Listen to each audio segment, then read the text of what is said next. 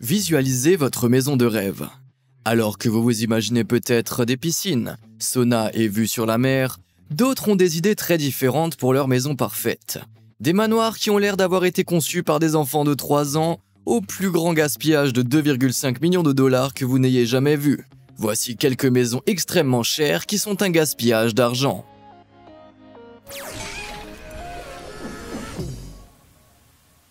The Slammer. La maison de rêve d'un homme et le cauchemar d'un autre. Cela n'est nulle part plus évident que dans la maison bizarre du magicien Penn Jillette à Las Vegas, surnommé The Slammer.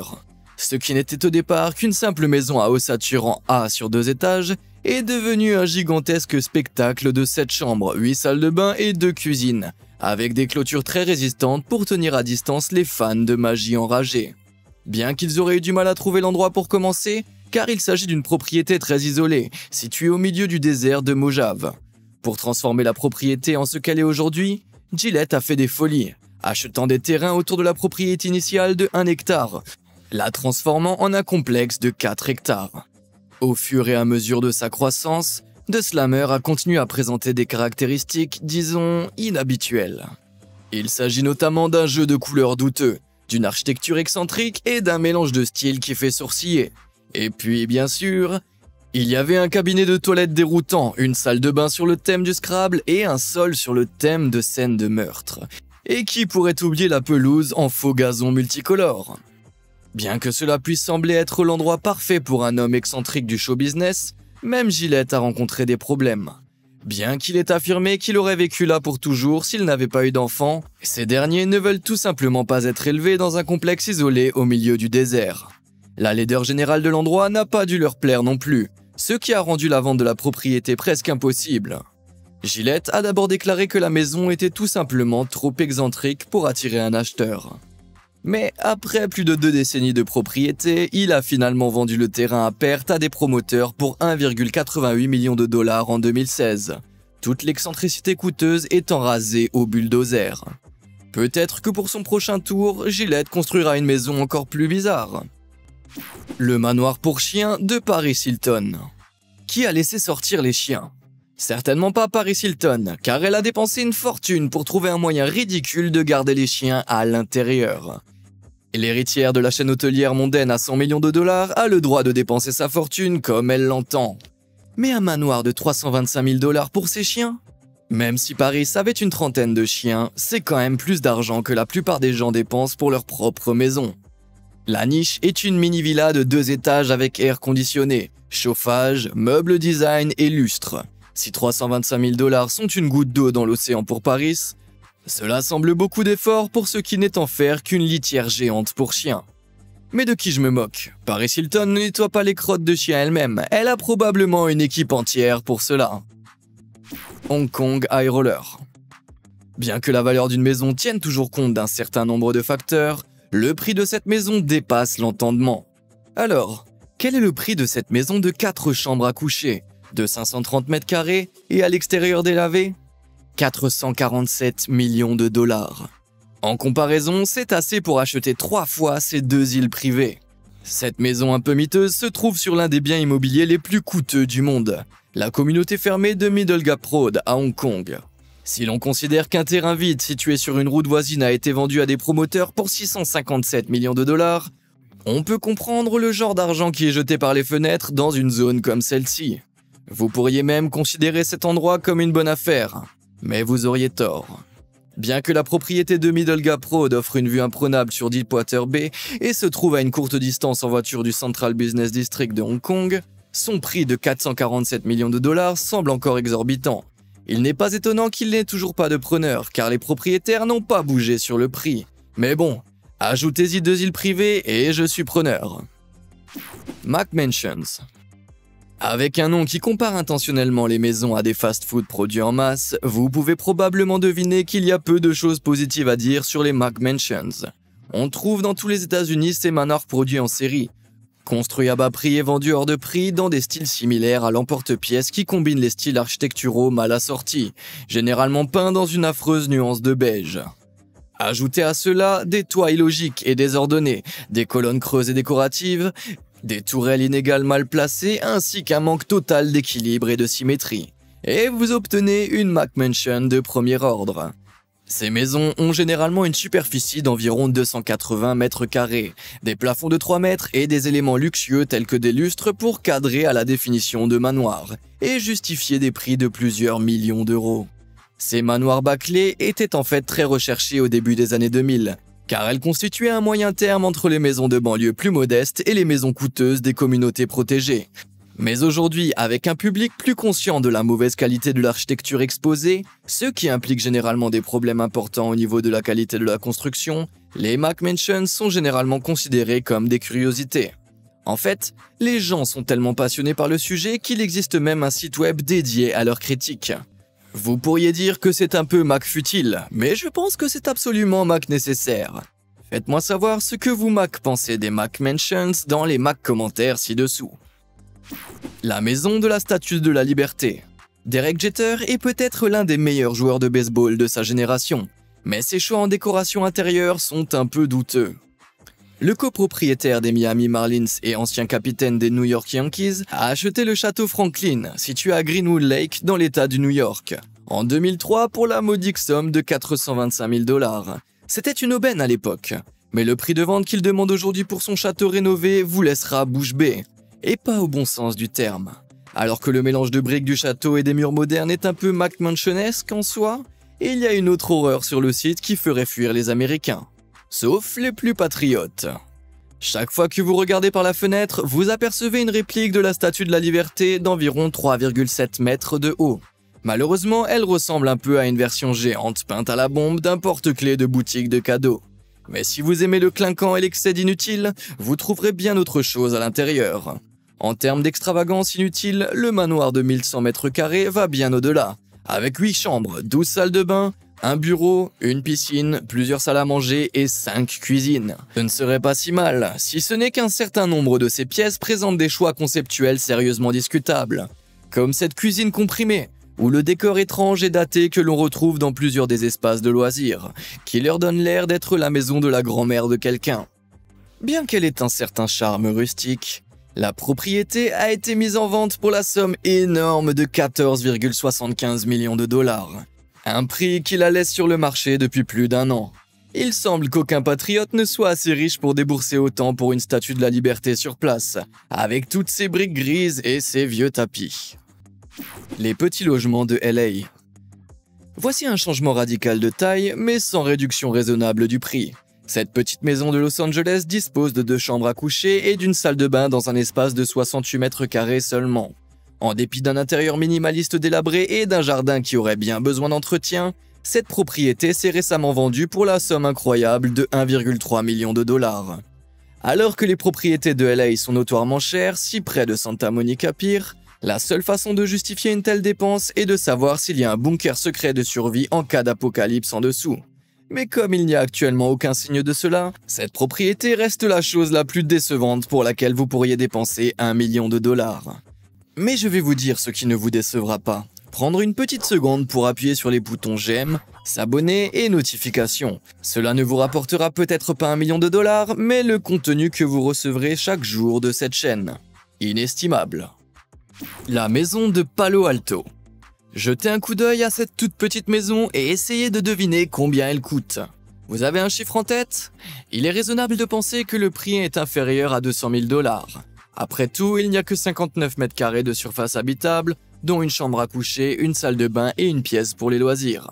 Et si le décor est accueillant et chaleureux, avec des détails comme des comptoirs en pierre dans la cuisine et une cheminée en bois dans le salon, le prix est incroyable.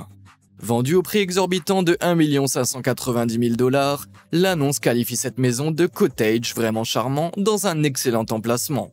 Traduction, c'est extrêmement petit et vous ne payez vraiment que pour l'emplacement, qui se trouve être l'un des quartiers les plus huppés de Palo Alto en Californie. Mais à quoi s'attendre lorsque la valeur médiane d'une maison dans une ville dépasse les 3 millions de $? Les meilleurs de Miami. Comme vous commencez, je l'espère, à le constater, toutes les maisons stupidement chères ne sont pas massives. En fait, certaines d'entre elles ne sont même pas des maisons du tout. Cet appartement d'une chambre à coucher et d'une salle de bain et demi de 71 mètres carrés, situé dans le Setae Residence de Miami Beach, a été vendu 2,5 millions de $, ce qui le classe parmi les petites maisons les plus chères d'Amérique. Pour se faire l'avocat du diable, l'appartement est doté de nombreux équipements de luxe comme un concierge, un service d'étage et un service de ménage. Le complexe disposerait également d'un centre de remise en forme. Mais je pense que vous feriez une meilleure affaire en entassant votre matériel d'exercice dans le manoir pour chiens de Paris Hilton. Mais là encore, le Hilton Kennel n'a pas ces incroyables vues sur la plage depuis la chambre et le balcon. C'est peut-être pour cela qu'il n'a pas atteint son prix cible et s'est vendu pour la modique somme de 1,4 million de dollars en 2017. C'est de la petite monnaie. Ok, je vais arrêter de prétendre être riche maintenant. La maison aéroport. Si vous prenez un jour l'avion pour Ocala en Floride, vous serez peut-être alarmé de regarder en bas et de voir ce qu'il se passe au-dessus de l'aéroport. Mais pas de panique, vous ne faites pas un détour imprévu. Vous survolez simplement la maison de la star de la fièvre du samedi soir, John Travolta. Travolta est tellement passionné d'avion qu'il est devenu pilote privé à l'âge de 22 ans et qu'il a vécu pendant des années dans un aéroport privé fonctionnel, appelé Jumbo Air. Sur la propriété, sa maison de 5 chambres est assez extravagante, avec une piscine, un centre de fitness et une salle de banquet pouvant accueillir 400 invités. Mais ce qui est étrange et stupidement excessif, c'est qu'il y a aussi non pas une, mais 2 pistes d'atterrissage d'avion qui mènent directement à la maison. Selon Travolta, il a toujours voulu pouvoir sauter de la porte d'entrée directement dans un avion, pour s'envoler vers un dîner dans un endroit agréable. De plus, le pauvre homme n'avait jamais pu voir ses avions depuis son jardin avant qu'il ne prolonge la piste. Les ennuis de riches, n'est-ce pas? Possédant 5 types d'avions différents, dont un Boeing 707 grandeur nature, je peux comprendre qu'il ait besoin d'un endroit pour les stocker. Mais débourser des millions pour pouvoir les faire atterrir dans son allée me semble être un gaspillage d'argent tout à fait excessif. Après tout, si vous ne pouvez pas vous contenter d'une piste d'atterrissage sur le pas de votre porte, le bonheur ne viendra pas en construisant une deuxième près du porche. Peut-être que John Travolta l'a aussi compris, puisqu'en 2019, le complexe de 222 hectares a été mis sur le marché pour 10,5 millions de dollars. Maison cubique. Ne réglez pas l'angle de votre écran, c'est à cela que cette prochaine maison est censée ressembler. Cette demeure à Toronto, au Canada, a été inspirée par les maisons cubiques de l'architecte néerlandais Piet Blom, construite à Rotterdam dans les années 80. Et tout aussi étonnante dans son itération canadienne. C'est une maison dans un cube. Je ne sais pas pour vous, mais cela me semble ni très pratique, ni confortable. Avec ses murs inclinés et ses fenêtres bizarres, la maison cube de Toronto semble poser plus de problèmes qu'elle n'en vaut la peine. Bien qu'avec une salle de bain et demie, une cuisine et un espace de bureau, tous entassés dans ses angles impitoyables, il est difficile de nier qu'elle est un peu impressionnante. Mais, aussi distinctif qu'il puisse paraître, son aspect cubique ne se distinguera pas longtemps comme un arbre pixelisé parmi les autres bâtiments du quartier. La propriété a été achetée par des promoteurs immobiliers en 2018 pour la somme rondelette de 2 750 000 $, dans le but de la démolir et de la remplacer par des condos.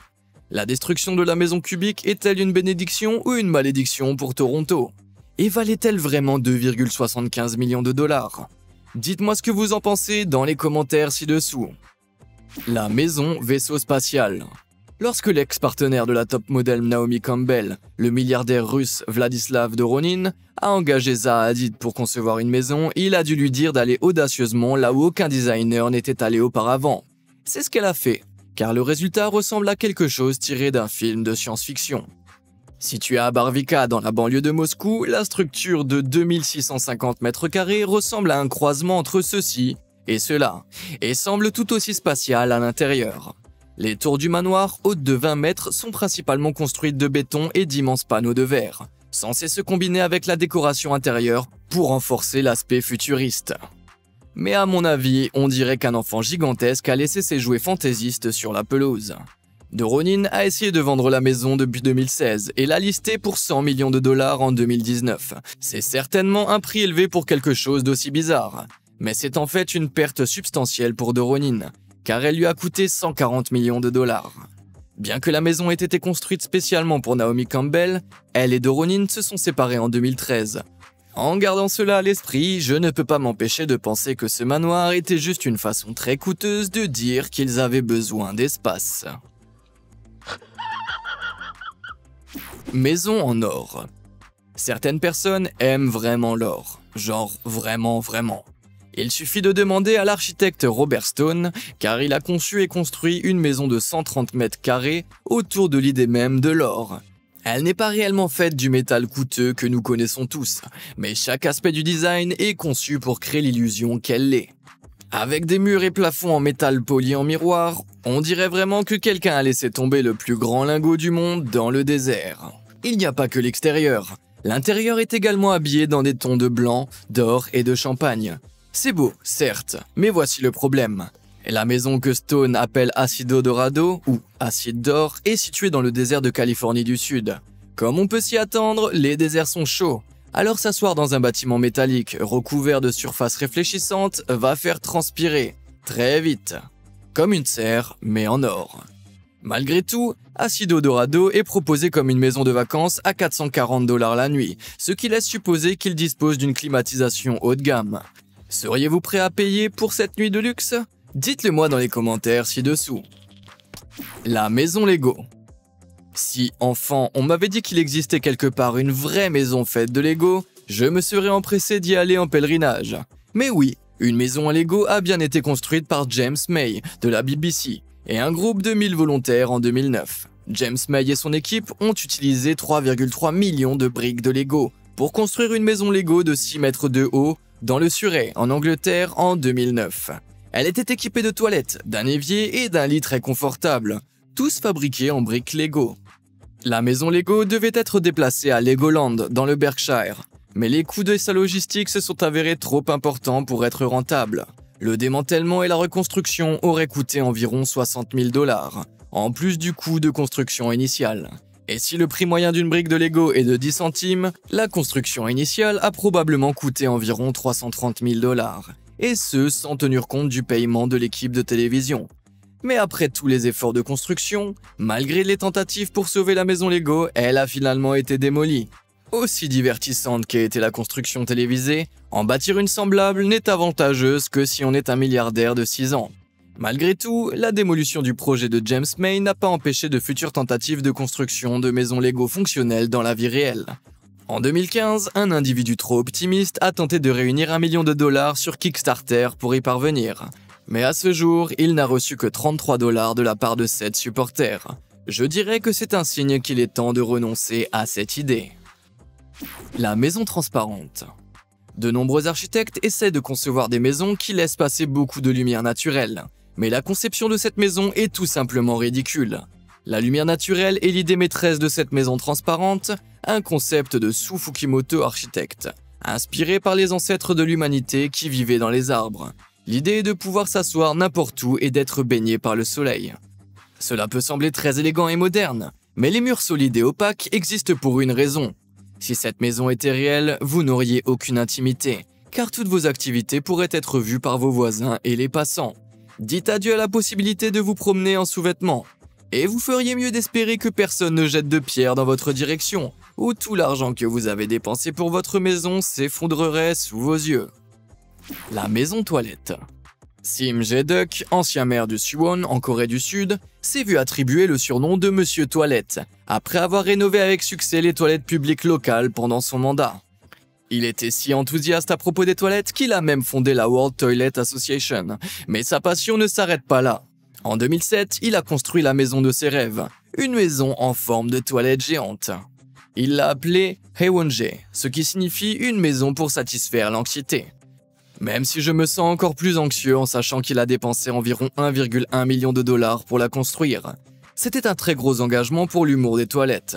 Après la mort de Jae-duk, la maison a été transformée en musée des toilettes avec 2 étages d'exposition montrant l'importance des toilettes. Au moins, son héritage n'a pas été complètement évacué par la chasse d'eau. Le palais Bulle de Pierre Cardin. Pour le couturier Pierre Cardin, l'époque où les maisons étaient constituées de lignes droites et d'angles droits a trop duré. C'est du moins l'impression que l'on a en regardant sa maison de vacances, connue sous le nom de Palais Bulle. Située près de Cannes, en France, cette étrange demeure a été conçue par l'architecte Antti Lovag, dans le simple but de ne pas avoir de ligne droite. Et, à l'exception des murs à l'arrière de cette propriété tape à l'œil, je dirais qu'il a atteint son but. Certes, cette maison de 1200 mètres carrés présente de nombreuses caractéristiques étonnantes, notamment 10 chambres, de nombreuses piscines et un amphithéâtre de 500 places. Mais il est difficile de faire abstraction de son design, qui ressemble à une anémone de mer ayant muté par radiation nucléaire. Indépendamment de l'aspect quelque peu dégoûtant, il a fallu 14 ans pour la construire, et Cardin a mis 5 ans de plus pour la restaurer.